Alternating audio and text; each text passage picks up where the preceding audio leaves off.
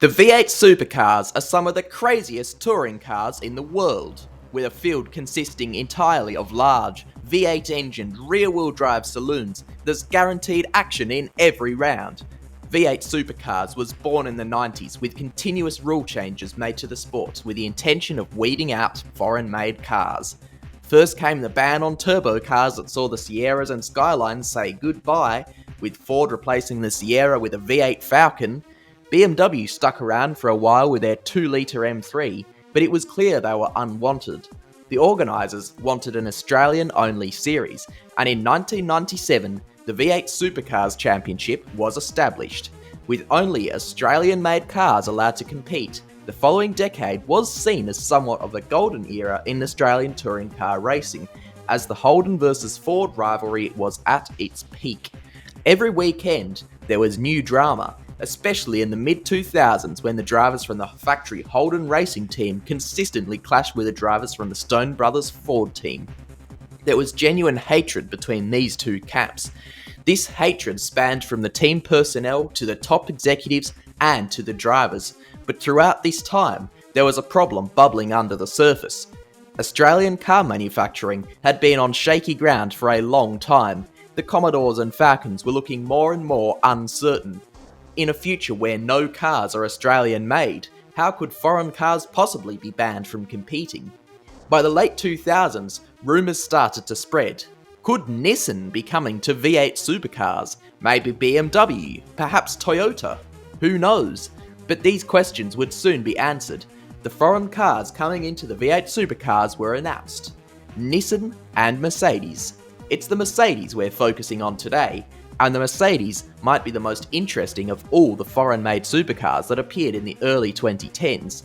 It's a story of eternal conflicts between different parts of Mercedes, driver contract disputes, weird technical regulations, and short-sightedness.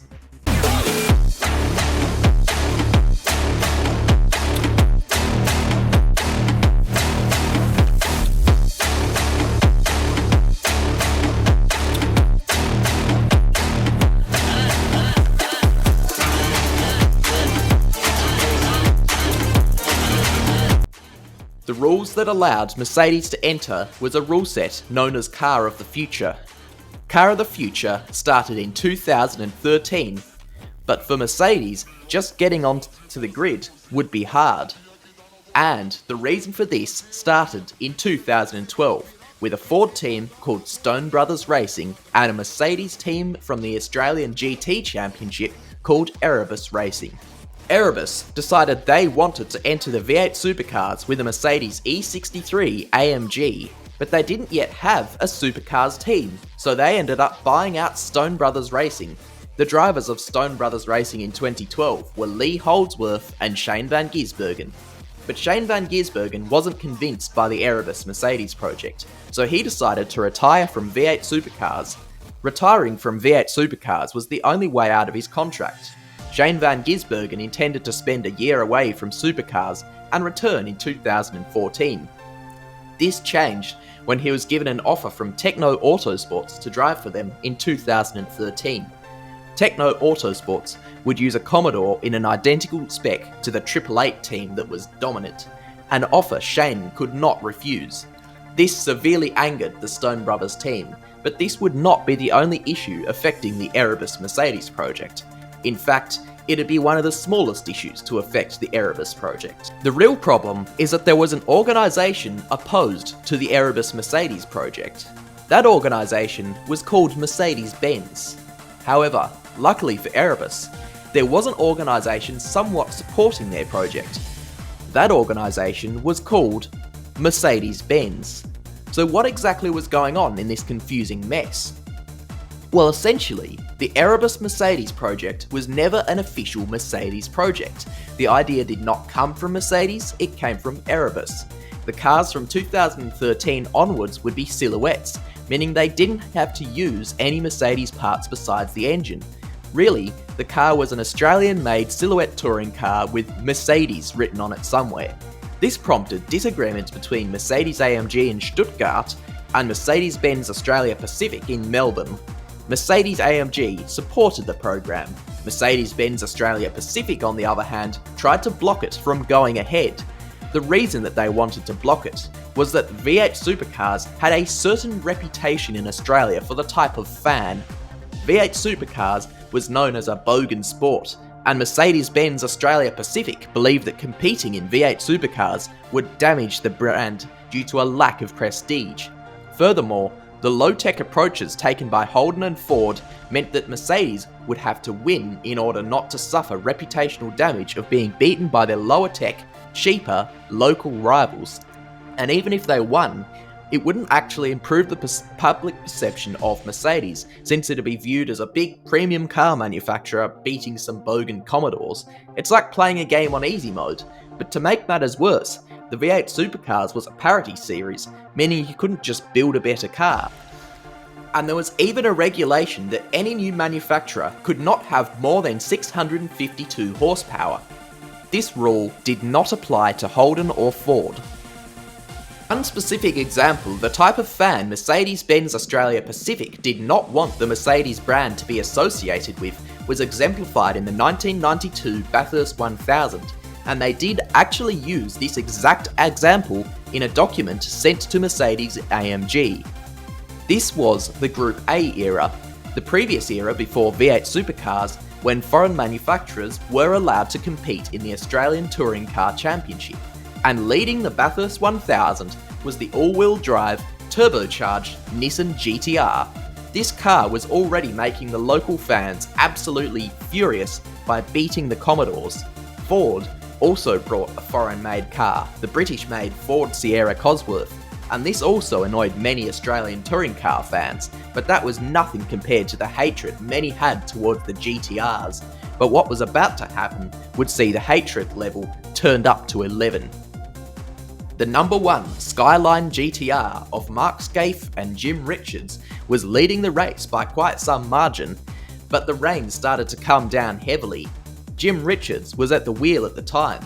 Because he was so far ahead, he'd already passed the pit entry when the big downpour came. This meant he had to stay out on slicks, but the weather was atrocious. The safety car was deployed due to the level of rain, but Richards was already past the pit exit at this point. Jim Richards couldn't keep control of his gripless Skyline, hitting the barriers up the top of the mountain. The rain was extreme, and by the time he was at the very highest point on the track, it was practically flooded. Other cars had crashed as well, and Jim Richards was dragging his broken Skyline back to the pits when he hit an even deeper puddle. Despite going incredibly slowly, there was just no grip. Richards reported after the race that despite being on the brake, the car was gaining speed due to it going downhill and having no grip. This time, the Skyline hit the barriers harder, and there was no getting it out of there.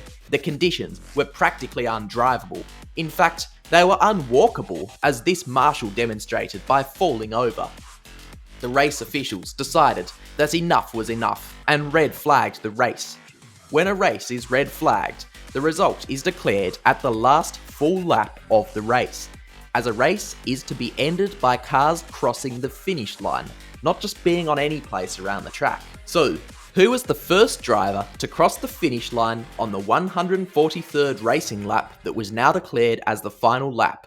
Of course, it was Jim Richards in the number 1 Skyline, which was now smashed up in the wall. By the regulations, this meant that the win had to be awarded to car number 1. Jim Richards and Mark Scaife were declared the winners of the 1992 Bathurst 1000. The spectators were absolutely furious about this. They booed and threw beer cans at the crews of both the number 1 Nissan and the number 2 Nissan, which didn't even crash. This prompted Jim Richards to call the crowd a pack of assholes. To make matters worse, the crowd was acting like this after news had recently reached the paddock that ex-Formula 1 driver Denny Hulme had died during the race of a heart attack, something Jim Richards had only just found out about whilst being booed on the podium. This kind of crowd is what Supercars and its predecessor, the ATCC, was famous for. It's exactly the type of buyer Mercedes had no interest in. V8 Supercars has always been a working class motorsport in terms of fan base. They're affordable cars that anyone could own. The Commodore and the Falcon were the most popular cars in Australia for many years until the 2000s. Almost every car on the road was either a Holden or a Ford. Mercedes wants to sell an image of being classy, expensive, premium cars. Mercedes didn't want people to associate their product with beer can throwing bogans, and that's exactly how Mercedes-Benz Australia Pacific portrayed supercars fans. Mercedes-AMG listened to the pompous concerns that Mercedes Australia Pacific had, and then thought to themselves for about 2 seconds before responding, "Oh ja, Tourenwagen, sehr cool." And with that, Mercedes-AMG approved the Erebus Mercedes program, ignoring the boring old fuddy-duddies at MBAP, and giving Erebus permission to run a Mercedes-shaped car and providing them with an engine too. The legendary Mercedes M159 V8, the engine which powered the Mercedes SLS AMG. And you should take note of that, because this engine would play a crucial role in what would happen later on. The infighting between the Mercedes divisions delayed the progress of Erebus Motorsport before the 2013 season was even underway. Compared to Nissan, who confirmed their involvement in February 2012, and the incumbent Holden and Ford, who are always going to be present on the 2013 V8 Supercar grid. This made it rough work for Erebus to get their car together. Every second of every day counted to get the Mercedes together. Pre-season testing was in February, and they needed to be there because in racing it's vitally important to get every last tenth of a second of lap time down and get an advantage over your competitors in any way possible. That's what racing is all about. In fact, this mindset goes down to every level of motorsport, even in sim racing where competitors spend big bucks on getting the best gear. But I've managed to set some time trial world records without spending the big bucks on an enormous sim rig and all that. How? Well, I'd say it's partly down to the fact that I use a Thrustmaster T248, and it is a tremendous product. Now, before this, I used what I have over here. This is a Logitech G27, and that's a reasonably solid wheel in itself. But it's quite an old wheel, and it was getting a bit of wear, as all old products do. It's not a bad product in itself, but I thought, right, I'm going to need a new one, and the perfect replacement was this T248. It's a brand new design pretty much, came out in 2022, completely new technology in it. The pedals are absolutely amazing. You can get up to 200 kilos of resistance, so that's the same as a Formula 1 car. I've actually got it on the minimum because I'm sitting on an office chair and it'll roll back if I put 200 kilos through the brake pedal. But these are some really amazing pedals. The force feedback, it's got 50% more torque than Logitech G923, G27, G29. They're all mechanically quite similar. It's a really good force feedback, and it really helps with my pace, performance, consistency, and immersion. I have a discount code. Use the code FAILEDRACES to get 5% off any Thrustmaster product on the Thrustmaster online store. And of course, if you use that link or the code FAILEDRACES, I will get also a small commission on that. So it's a way that you can save a bit of money on buying a Thrustmaster product whilst also supporting the channel. The team was dealt a boost in morale in early February after the Erebus Racing GT3 team won the Bathurst 12 Hour with AMG factory drivers Bernd Schneider, Alex Holoff and Thomas Jäger at the wheel. After this, there were only 6 days until pre-season testing in the V8 Supercars, which was set for the 16th of February. But on the 15th of February, Erebus finally unveiled their E63s. Erebus themselves would run 2 E63s, while satellite team James Rosenberg Racing would run a third AMG. Car 4 would be driven by Lee Holdsworth, Car 9 by Mara Engel, and Car 47 by Tim Slade for James Rosenberg Racing. But pre-season testing proved fruitless, with Mara Engel, the highest ranked Mercedes, 1.8 seconds off the pace. Given a lack of involvement from Mercedes, the E63s would appear on the official timing screens not with the Mercedes logo, but with the Erebus logo. This car was officially known as the Erebus E63 AMG.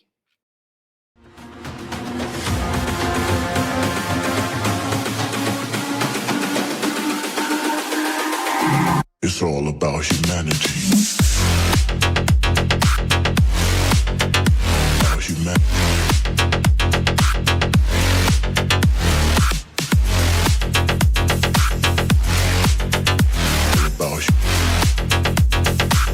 The new era was upon us. Holdens, Fords, Nissans and Mercedes-AMGs would compete for Australia's top racing series. The V8 Supercars Championship has many race formats. Some weekends had 2 races, some had 3 and others 4. Then there were the endurance races, the Sandown 500 and the Bathurst 1000, which were single race events. The Adelaide 500 was a 2 race event, meaning that 2 250km races would make up the total event length. Qualifying for race 1 would not be a fun time for the Erebus team though. The highest placed Mercedes would be Lee Holdsworth, all the way down in 23rd position. It was going to be a long race for the ill-prepared Erebus team. The cars set off for the first 250km leg of the weekend.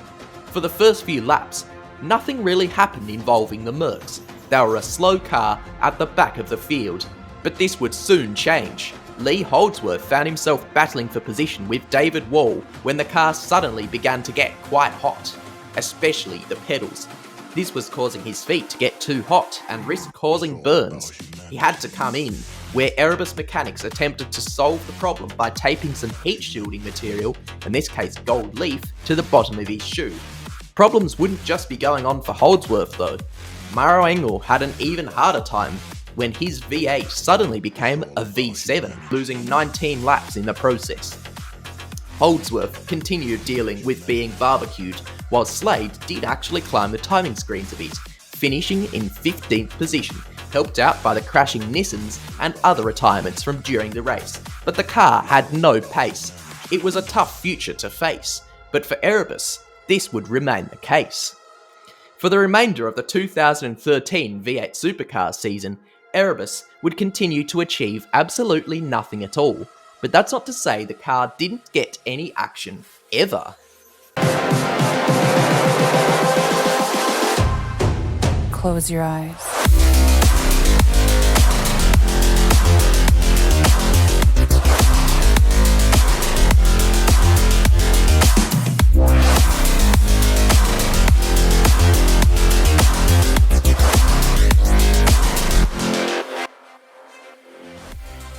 Qualifying for the first of the endurance events of 2013 went better than usual for the Erebus team, but especially for their satellite team, James Rosenberg Racing.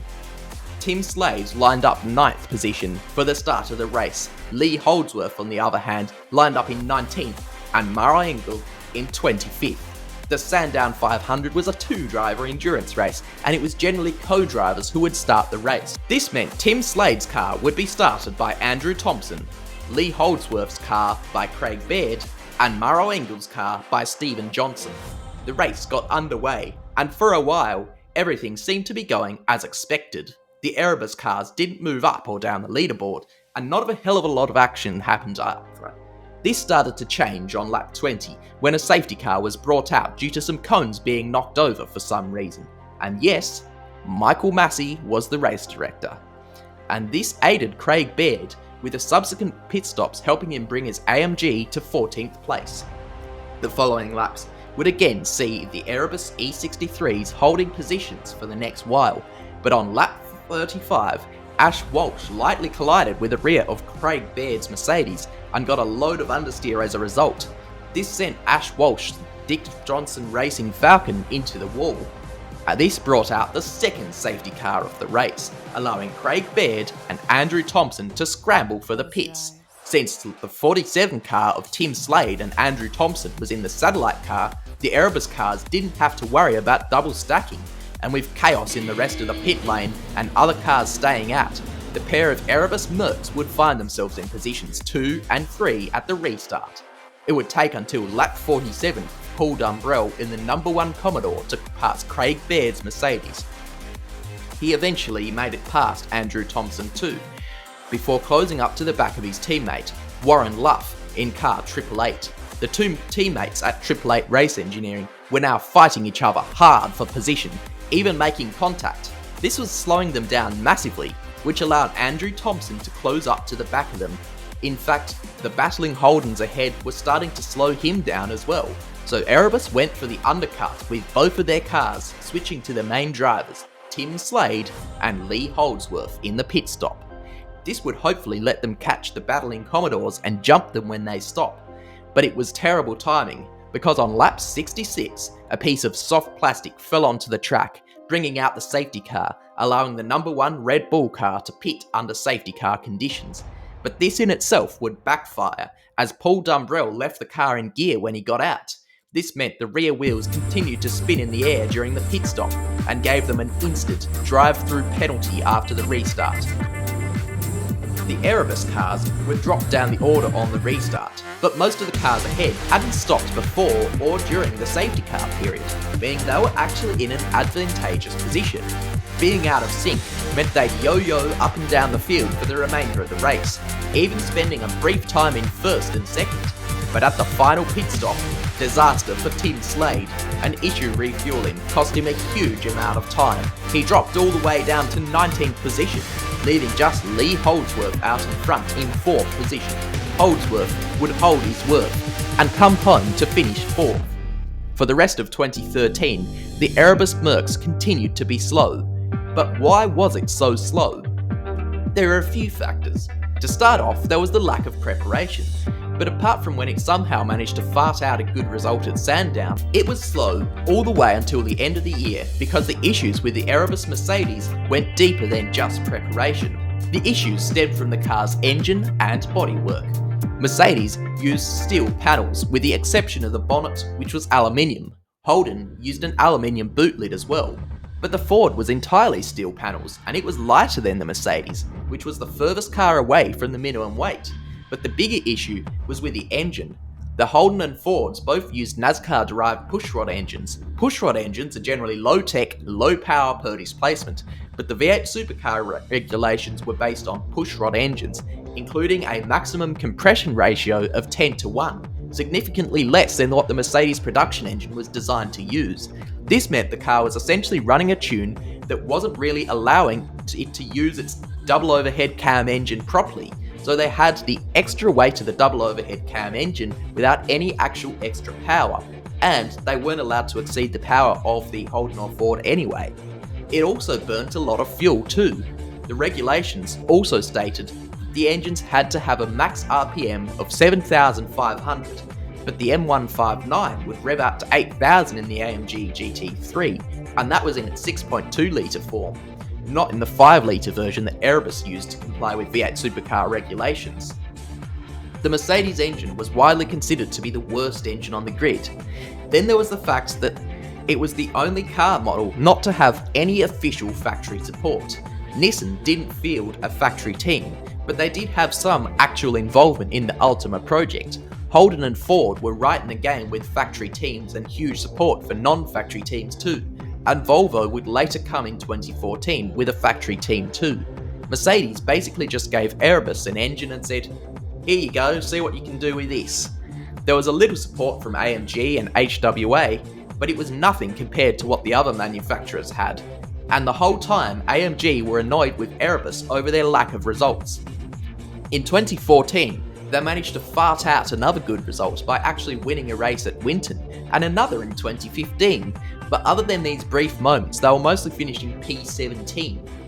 They were consistently slow in a championship where all cars supposedly had the same level of performance.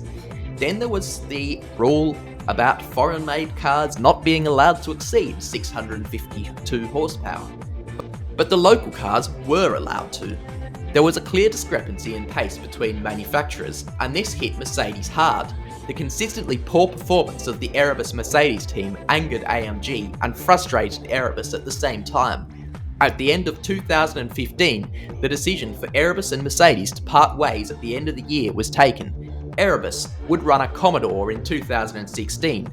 At the end of 2016, Volvo would follow Mercedes out the door, and by 2020, we were back to running Holdens and Fords, except Holden and Ford had already stopped manufacturing in Australia by then. Holden was running the ZB Commodore, a rebadged Opel Insignia from Germany, and Ford was running the Mustang, an American car. When Holden shut its doors, Supercars switched to the Chevrolet Camaro, a car you can't even buy here, and itself isn't even in production. In an effort to stop foreign-made cars from becoming too competitive in the V8 Supercars Championship, the Supercars Championship is now left with a grid consisting of only foreign-made cars, one of which you can't even buy here, the other of which is a low-volume special import. Also, unlike the foreign-made cars in the V8 Supercars of yesteryear, these cars aren't even coming from good countries. Australian manufacturing is dead, but surely we need to find a way to race some cars that are actually common here. That's what touring car racing is all about. The Commodores and Falcons are entertaining because you'd see these cars everywhere on the road. It was called taxi racing for a reason.